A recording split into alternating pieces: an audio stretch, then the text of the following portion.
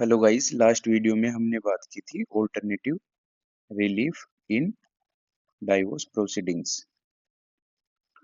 आज हम बात करने वाले हैं जुडिशियल सेपरेशन, न्यायिक पृथक्करण क्या होता है। सेक्शन 10 में जो दे रखा है हिंदू मैरिज एक्ट 1955, इसके इंट्रोडक्शन के बारे में बात करेंगे, ऑब्जेक्टिव पर्पस के बारे में बात करेंगे, ग्राउंड्स फॉर जुडिशियल सेपरेशन, इसके क्या क्या ग्राउंड्स हैं, इफेक्ट पे बात करेंगे, टाइम लिमिट और ड्यूरेशन के बारे में बात करेंगे कि ये लिमिटेड टाइम के लिए है या अनलिमिटेड टाइम के लिए।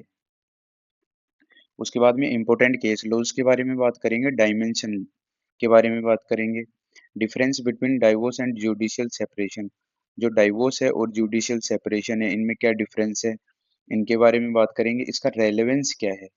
ये सबसे ज़्यादा इम्पोर्टेंट चीज़ जो लॉ में होती है कि ये एग्जिस्ट क्यों करता है, ये कंसेप्ट है तो ये एग्जिस्ट क्यों करता है। कंक्लूड करेंगे इसको, इम्पोर्टेंट क्वेश्चन देखेंगे। Can you file divorce within 1 month of marriage, क्या आप एक महीने के अंदर, शादी के एक महीने के अंदर डाइवोर्स फाइल कर सकते हैं या नहीं कर सकते। तो आपको पता है कि हम पढ़ रहे हैं डाइवोर्स टॉपिक, उसके जो सब टॉपिक्स हैं उनके अंदर बात कर रहे हैं। आज हम बात करने वाले हैं जिसमें है जुडिशियल सेपरेशन, न्यायिक पृथक्करण के बारे में बात करने वाले हैं। तो इंट्रोडक्शन के बारे में बात करें तो judicial separation is a legal remedy. क्या है? लीगल रेमेडी है under section 10 of Hindu marriage act. Section 10 of Hindu marriage act के अंदर क्या है? लीगल रेमेडी है। Where the court allows spouse to live separately, जिसमें कोर्ट अलाउ करती है स्पाउसेस को, पति पत्नी को, कि वो अलग रह सकते हैं विदाउट डिसोल्विंग द मैरिज, बिना मैरिज को खत्म किए और या समाप्त किए हुए क्या रह सकते हैं, दोनों पति और पत्नी अलग अलग रह सकते हैं। द मैरिटल बॉन्ड्स कंटिन्यू, जो मैरिटल बॉन्ड है विवाह बना रहता है, बट कोहैबिटेशन इज सस्पेंडेड। इसमें ये इंपॉर्टेंट वर्ड है कोहैबिटेशन, जो साथ रहना है उनका वो क्या हो जाता है, सस्पेंड हो जाता है। की आइडिया क्या है? मैरिज कंटिन्यू रहेगी एकदम, but marital obligation specially cohabitation stop. जो मैरिटल ओब्लिगेशन में कई सारी चीजें आती हैं, राइट्स एंड ड्यूटीज आती हैं, उनमें से क्या खत्म हो जाएगा? सिर्फ एक चीज खत्म होगी, वो क्या है? कोहैबिटेशन, साथ साथ रहना। बस इसी के ऊपर जो भी जो इफेक्ट है वो किस पे आने वाला है? कोहैबिटेशन, साथ साथ रहने में आने वाला है। मैरिज की जो भी ओब्लिगेशन है उन पे कोई भी इफेक्ट नहीं आएगा, ना मैरिज के स्टेटस पे। इसका ऑब्जेक्टिव क्या है? To provide a cooling off period, पति पत्नी को सोचने का समय देना कि डाइवोर्स की पिटीशन आई है और कोर्ट को लगता है कि ये मैरिज क्या की जा सकती है, सेव की जा सकती है। ये लोग गुस्से में या किसी और वजह से, मतलब सिचुएशन को ठीक किया जा सकता है। तो ऐसे सिचुएशन को ठीक करने के लिए या क्योर करने के लिए न्यायालय क्या कर सकता है? जुडिशली सेपरेट कर सकता है कि आप लोग थोड़े दिन अलग अलग रह के सोचिए कि आपको ये शादी चाहिए या नहीं चाहिए। To give spouses time for reconciliation, सुलह करने का अवसर देना। वही टू अवॉइड इमीडिएट डाइवोर्स, जो तुरंत जो तलाक होते हैं उनसे क्या करता है? ये प्रोटेक्ट करता है, बचाव करता है। To protect the agreed spouse, पीड़ित पक्ष की सुरक्षा। तो वही सब, जैसे 1 ईयर बार पढ़ा हमने इससे पहले, ऑल्टरनेटिव रिलीफ पढ़ी, उसके आज हम पढ़ रहे हैं जुडिशियल सेपरेशन। तो ये सारी चीजें क्या हैं, किसके हेडिंग के अंदर पढ़ रहे हैं? डाइवोर्स की हेडिंग के अंदर।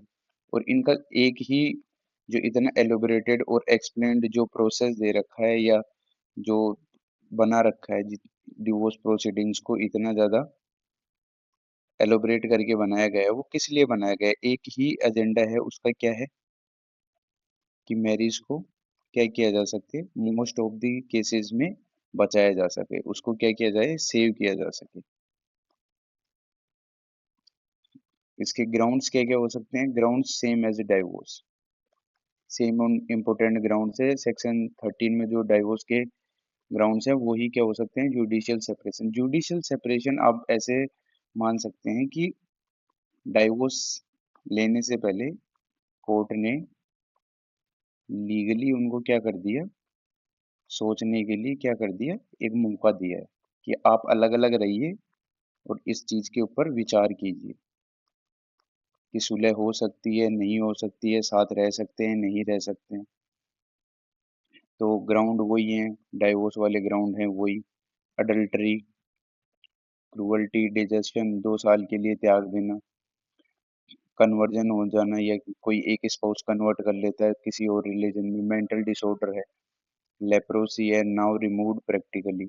अब इसको क्या कर दिया है, पहले ये था लेप्रोसी वाला, अब इसको रिमूव कर दिया। वेनरल डिजीजेज हैं, रिनंसिएशन है, मतलब सोसाइटी से त्याग पत्र दे देना। उसमें हमने लास्ट वीडियो में, इस सीरीज में जो वीडियोस थे उसमें डिस्कस भी किया था कि सिर्फ फिजिकल डिटैचमेंट से कुछ नहीं होगा, इसमें आपको रिनंसिएशन में क्या आएगा, आपको मैरिटल ओब्लिगेशन है उनका फुलफिलमेंट न होना। ये दोनों मिलके क्या बनाएंगे, ये दोनों मिलके बनाएंगे रिनंसिएशन, संन्यास।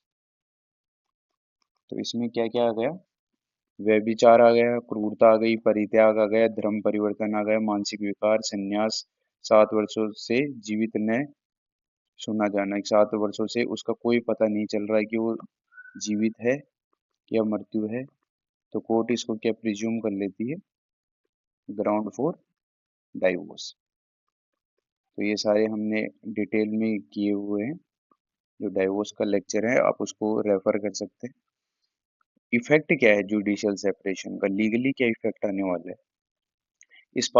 Spouses are not bound to cohabit, पति पत्नी साथ रहने की जो बाध्यता होती है मैरिज में, क्या होता है, X individual and Y individual after marriage वो क्या रहते हैं, साथ रहते हैं। और ये नॉर्मल सी बात है कि ये किस में आता है, मैरिटल ओब्लिगेशन में आता है।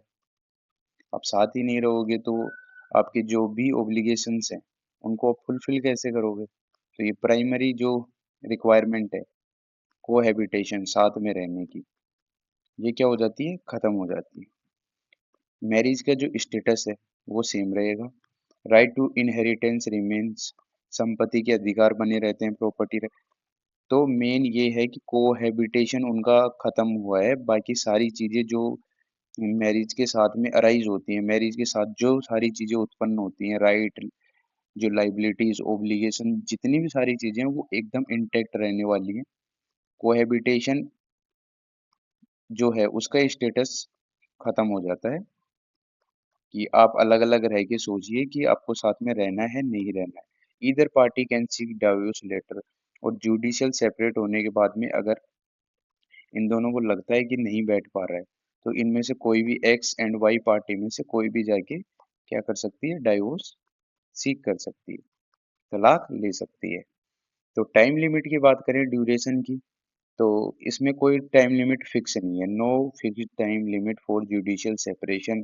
However, if there is no resumption of cohabitation for 1 year, it becomes a ground for divorce under section 13(1)(a। Judicial separation के लिए क्या नहीं है, टाइम लिमिट नहीं है, बट 1 साल तक आप अगर अपने स्पाउस के साथ नहीं रहते हो तो 13 सब क्लोज 1(a) में क्या हो जाता है, वो ग्राउंड बन जाता है किसके लिए, डाइवोर्स के लिए। तो ऑटोमेटिकली इसकी इनडायरेक्टली क्या हो गई, टाइम लिमिट 1 ईयर। डायरेक्टली नहीं है, एक्सप्लिसिटली नहीं है, बट इम्प्लिसिटली अगर बात करें हम, तो इसकी टाइम लिमिट क्या हो गई, अप टू 1 ईयर। एग्जाम के लिए याद रखने की कोशिश करें तो हम 1 year of no cohabitation after judicial separation ground for divorce. अगर 1 साल जुडिशियल सेपरेशन के 1 साल तक भी कोहेबिटेशन साथ में नहीं होता, दोनों में सुलह नहीं होती, दोनों साथ साथ नहीं आते हैं पति पत्नी, तो ये क्या हो जाता है, ये हो जाता है ground for divorce. Case laws की बात करें, Subramaniam versus Saraswati principle, judicial separation give time to reconsider marriage. Judicial न्यायिक पृथक्करण है जो क्या करता है कि मैरिज पर दोबारा से सोचने के लिए क्या करता है, टाइम देता है। हीराचंद श्रीनिवास मनागांवकर वर्सेस सुनंदा, इसमें क्या का principle judicial separation decree can be used later for divorce. Judicial की सेपरेशन के जो डिग्री है वो बाद में किसके लिए, डाइवोर्स के लिए यूज की जा सकती है। Third one is T Sarita versus Venkata Subba. Principle क्या एस्टेब्लिश किया इसमें, discussed constitutional aspect of marital rights, दो mainly RCR case relevant for personal liberty. ये केस है जो किससे रिलेटेड है, आरसीआर हमने लास्ट वीडियो में किया था कि रेस्टिट्यूशन ऑफ कंजुगल राइट्स, बिना बताए अगर कोई एक स्पाउस दूसरे स्पाउस को त्याग कर देता है या साथ में नहीं रहता है तो कोर्ट ऑर्डर करके क्या कर सकती है कि इनको दोबारा से साथ रहने का ऑर्डर दे सकती है। तो इसमें क्या आया था, ऑब्जेक्शन क्या आया था कि पर्सनल लिबर्टी, जो इंसान की स्वतंत्रता है उसके ऊपर क्वेश्चन मार्क आया था, बट कोर्ट ने क्या कहा था कि ये क्या है, कॉन्स्टिट्यूशनल है। किसके लिए काम किया जा रहा है इसको, मैरिज को सेव करने के लिए। सरोज रानी वर्सेस सुदर्शन कुमार चड्ढा, प्रिंसिपल क्या आया इसमें निकल के, marriage remedies must balance right and duties. जो मैरिज की जितनी भी रेमेडीज है, जैसे RCR restitution of conjugal right, 1 year bar to divorce, judicial separation, ये सारी चीजें हैं, ये क्या होनी चाहिए, राइट एंड ड्यूटीज, अधिकारों और कर्तव्य के बीच में क्या होना चाहिए, बैलेंस बना के होनी चाहिए। अगर डायमेंशन की बात करें तो सोशल डायमेंशन क्या है कि ये जो है प्रोसेस है, ये प्रोसीड्यूर है, क्या करता है, मैरिज एज एन इंस्टीट्यूशन उसको क्या करता है, सेव करता है। लीगल डायमेंशन क्या है, ऑल्टरनेटिव टू डाइवोर्स, डाइवोर्स का क्या है, ऑल्टरनेट है कि डाइवोर्स देने से पहले कोर्ट डिस्क्रिशन पर लेकर क्या कर सकती है, मैरिज को बचाने के लिए एक प्रयास और कर सकती है।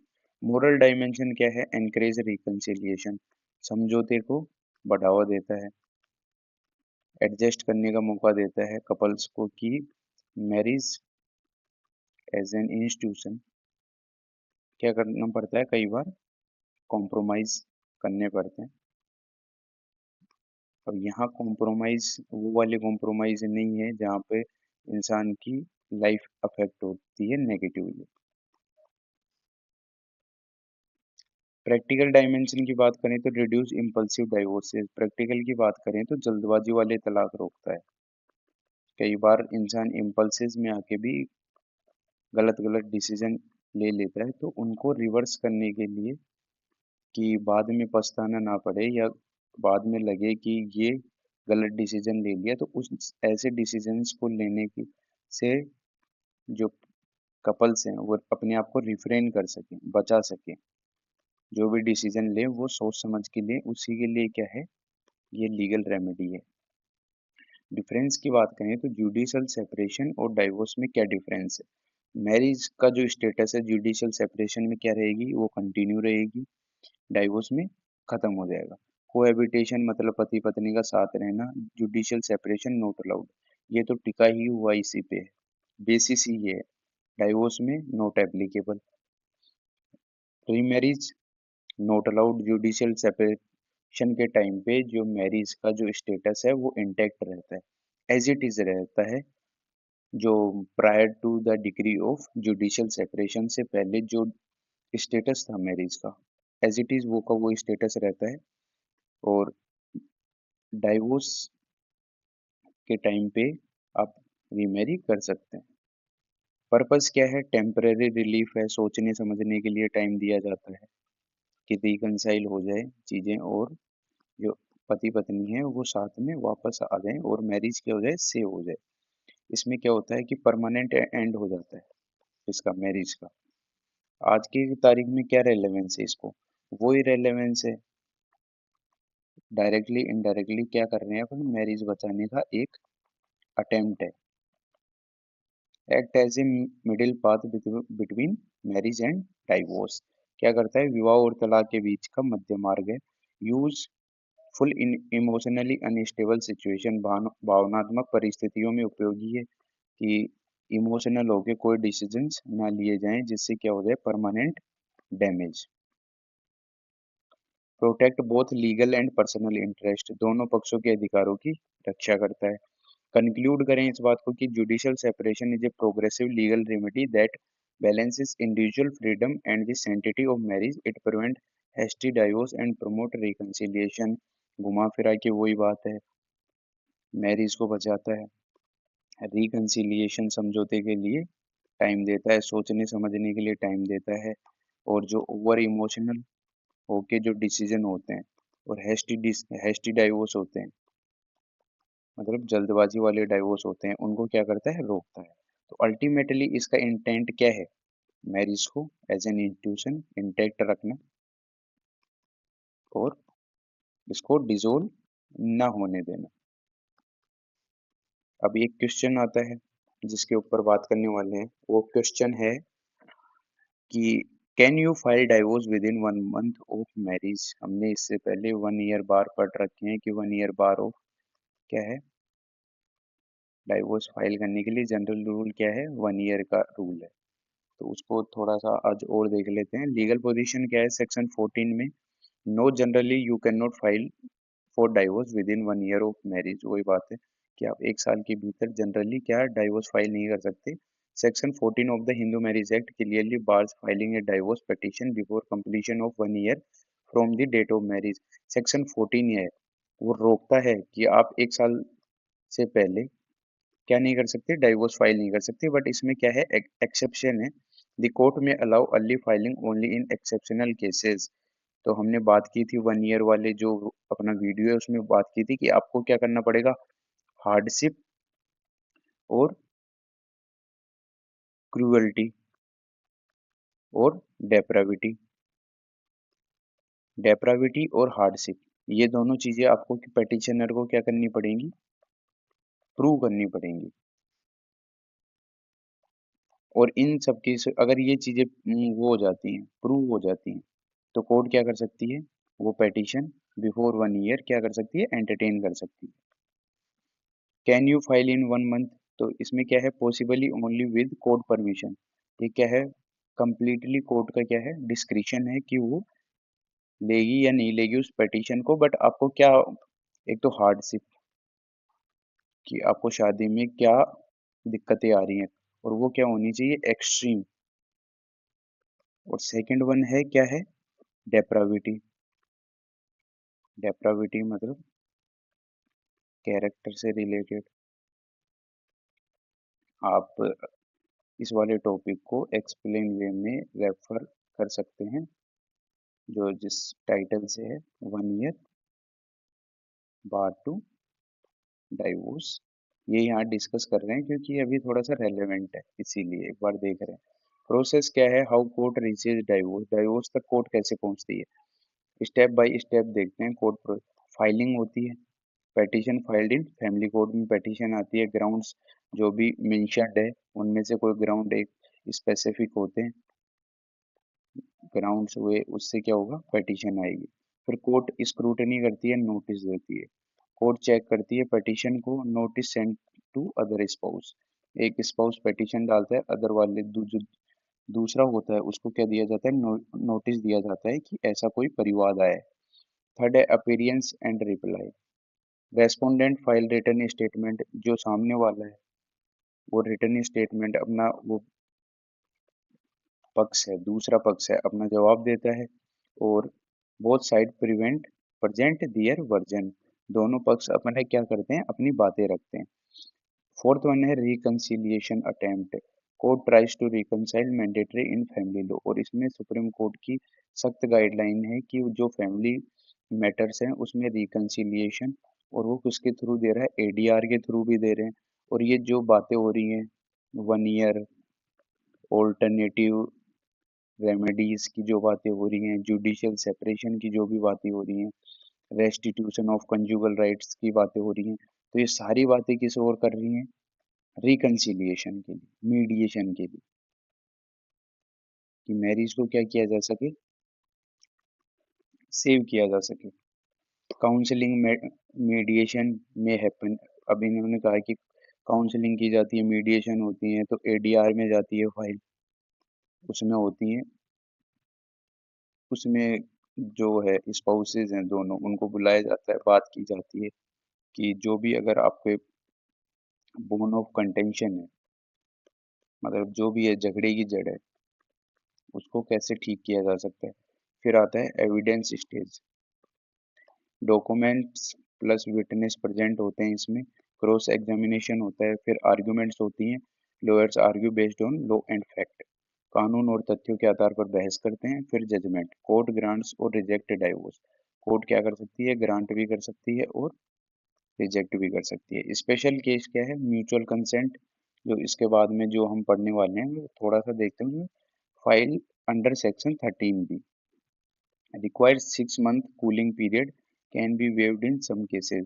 ये भी 6 महीने का क्या कूलिंग पीरियड, वही सोचने के लिए टाइम देना, बट ये कोर्ट इसको क्या कर सकती है, एक्सेप्शन दे सकती है इसका कि विदाउट हैविंग और due consideration of 6 months the court can entertain the petition at the early stage. Even here 1 year rule apply, section 14, यहाँ भी क्या है, 1 year वाला रूल क्या होता है, अप्लाई होता है। की कंसेप्ट क्या है, 1 year बार, नॉर्मली क्या है, ये क्या है, general rule, but court permission ले सकती है, एक्सेप्शन दे सकती है इसमें। कब देगी एक्सेप्शन, हार्डशिप, एक्सट्रीम और डेप्राविटी, अगर ये प्रूव कर देते हो आप, तो अर्ली डाइवोर्स क्या हो जाती है, पॉसिबल हो जाती है। कंक्लूड करें, you generally can not file for divorce within 1 month, आप 1 महीने के अंदर डाइवोर्स फाइल नहीं कर सकते हैं, but in rare and serious situation, rare और सीरियस सिचुएशन में क्या है, कोर्ट अलाउ कर देती है आपको। The process involve multiple stages with a strong focus on reconciliation before granting divorce, वही बात है कि प्रोसेस क्या है, मल्टीपल स्टेजेस से गुजरेगी और स्ट्रॉन्ग फोकस क्या है, रिकंसिलिएशन पे, कि कैसे भी करके सुलह हो जाए। तो हमने जो डाइवोर्स की सब हेडिंग है उसके अंदर क्या किया, टॉपिक्स कवर किए, restitution of conjugal rights, judicial separation किया, 1 year बार टू डाइवोर्स किया, 1 year बार टू डाइवोर्स, तो ये सारी चीजें हमने देखी, जुडिशियल सेपरेशन देखा, रेस्टिट्यूशन ऑफ कंजुगल राइट्स देखे और 1 year बार टू डाइवोर्स देखा, और alternative relief in divorce proceedings वो देखा। ऑल्टरनेटिव रिलीफ देगा, जिसमें जुडिशियल सेपरेशन लेने जाती है पार्टी तो उसको क्या कर देते हैं, डाइवोर्स दे देते हैं, और डाइवोर्स लेने जाती है तो उसको क्या कर देते हैं। तो इन सब चीज़ों को अगर आप देखते हैं, ध्यान से पढ़ा है, आपने ये सारी क्लासेस की हैं, तो इन सब जो मैकेनिज्म है, ये सारी चीज़ें जो प्रोसेस है, प्रोसीड्यूर्स दे रखे हैं, तो इनका क्या एक इंटेंट निकल के सामने आ रहा है। और डाइवोर्स के जो जितना भी प्रोसेस है और जो भी प्रोसीजर्स दे रखे हैं डाइवोर्स के, वो इतने ज़्यादा एक्सप्लेन वर्जन में क्यों दे रखे हैं। ये जो सारी चीज़ें हमने पढ़ी, आरसीआर पढ़ा, जुडिशियल सेपरेशन पढ़ा, 1 year पढ़ा और ऑल्टरनेटिव रिलीफ पढ़ा, तो इनका एक ही इंटेंशन निकल के आ रहा है, मैरिज को क्या करना है, सेव करना है, समझौते के लिए क्या करना है, टाइम देना है स्पाउसेज को, जिससे क्या क्या हो सके, एडजस्टमेंट हो सके, जिससे क्या हो सके, मैरिज सेव हो सके। मैरिज सेव रहेगी तो क्या बनी रहेगी, फैमिली, और फैमिली बनी रहेगी तो उससे क्या बनेगा, सोसाइटी, और मैरिज इंटैक्ट रहेगी तो मैरिज हिंदू लोग के अंदर क्या माना जाता है, सेक्रेड, पवित्र भी मानी जाती है। अगर मैरिज ऐसे डिजोल्व होने लगी तो जो जनरेशन है उसका मैरिज पे क्या हो जाएगा, भरोसा खत्म हो जाएगा, लोग शादी नहीं करेंगे, शादी नहीं करेंगे तो फैमिलीज नहीं बनेंगे, फैमिलीज नहीं बनेंगी तो सोसाइटी फंक्शन कैसे करेगी। तो मैरिज एंड इंस्टीट्यूशन उसकी रेस्पेक्ट बनाए रखने के लिए ये सारी चीजें लॉ के अंदर वेल डिफाइन है, जिससे कि क्या ना हो, डाइवोर्स और मैरिज जो कंसेप्ट है वो मजाक ना हो। तो थोड़ा इसको इसलिए ये जो है इसको इस तरीके से प्रोसेस बना रखा है कि लोग जल्दबाजी में कोई भी निर्णय ना ले और जिससे कि उनको बाद में नुकसान झेलना पड़े। तो उनके समझौते के लिए और शादी को बचाने के लिए तोड़ने से पहले क्या किया जाता है, जोड़ने का पूरा प्रयास किया जाता है। तो आई होप आज की वीडियो आपको पसंद आई होगी एंड जितनी भी रीजनिंग है, जो कंसेप्ट आज हम पढ़ रहे हैं, उनकी क्या रीजनिंग है इसको इंक्लूड करने की कानून में, उसके ऊपर हम बात कर चुके हैं। रोजाना हम बात कर रहे हैं कि इनका क्या रेलेवेंस है यहाँ पे, इसको क्यों रखा गया है, इस कंसेप्ट को क्यों रखा गया है। तो I hope you guys are enjoying these videos. आपको हिंदू लॉ सीरीज में जो हम कंप्लीट कर रहे हैं, एक एक वीडियो एक एक टॉपिक ठीक से समझ के जैसे कर रहे हैं, आपको अच्छा लग रहा होगा एंड आपको चीज़ें समझ में भी आ रही होंगी कि जो लॉ है उसको पढ़ने का ये भी डायमेंशन हो सकता है रटने के अलावा। तो सेक्शन भले ही आप थोड़े कंफ्यूज हो जाएं, बट आपको जुडिशियल सेपरेशन जैसे नाम आए टॉपिक का, तो उसके ऊपर एकदम कॉन्सेप्चुअल क्लैरिटी होनी चाहिए। आपको किसी ने कहा रेस्टिट्यूशन ऑफ कंजुगल राइट्स, हो सकता है कि आप सेक्शन में थोड़ा कंफ्यूज हो जाएं, बट जो कंसेप्ट है वो आपके फिंगर टिप्स पे होना चाहिए। और फिंगर टिप्स पे कब होगा, वो तभी होगा जब आपने कंसेप्ट को समझा है कि वो वहाँ पे प्रोसेस थी या प्रोसीड्यूट था, वो वहाँ पे दे क्यों रखा था। अगर आपको इस चीज़ की रीजनिंग है तो आपको ये हमेशा के लिए साथ में रहने वाला है। तो अगर आपको आज की क्लास से कोई भी डाउट है तो आप क्लास को वापस से देख सकते हैं एक बार वीडियो को, और जितने भी अपने हिंदू लॉ में जितने भी लेक्चर्स हैं आप उनको रेफर कर सकते हैं। नेक्स्ट वीडियो में हम इसी से रिलेटेड जो नेक्स्ट टॉपिक है उसको करने वाले हैं। और I hope you guys are enjoying these videos and my efforts too। अगर आपको वीडियो अच्छे लग रहे हैं तो लाइक कीजिए एंड चैनल को सब्सक्राइब कीजिए। तो मिलते हैं नेक्स्ट वीडियो में, तब तक